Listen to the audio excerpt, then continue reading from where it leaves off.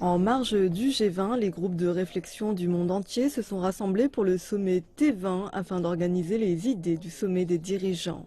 Certains encouragent également les idées du gouvernement. La RDCY de l'université de Renmin de Chine est l'un des 3 groupes officiellement assignés pour organiser les activités du T20 lors de la présidence du G20 de la Chine de l'an prochain. L'un de ces experts déclare que la Chine présentera 4 thèmes majeurs ici à Antalya. Premièrement, la confiance. La Chine prononcera un message basé sur sa propre expérience. Le monde se sortira de la situation actuelle de ralentissement de l'économie.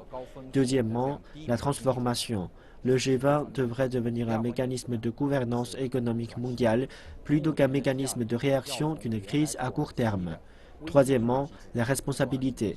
Le développement stratégique de chaque pays devrait être responsable pour d'autres pays. Quatrièmement, l'ouverture. Nous nous positionnerons contre le protectionnisme du commerce et continuerons à établir une économie mondiale ouverte.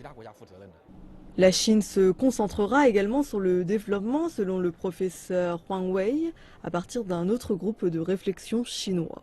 Elle pense que la Chine, en tant que leader des pays en voie de développement, souhaite contribuer aux pays en voie de développement et aux pays développés. Dans cet aspect, la Chine a déjà fait pas mal de choses ces dernières années, comme la promotion de la construction des infrastructures de base et les nombreuses initiatives sur l'amélioration de l'interconnectivité des nations et des régions. Nous espérons que cela se renforcera à l'avenir. La participation de la Chine cette année est surveillée de près. Le pays tiendra la présidence du G20 l'an prochain.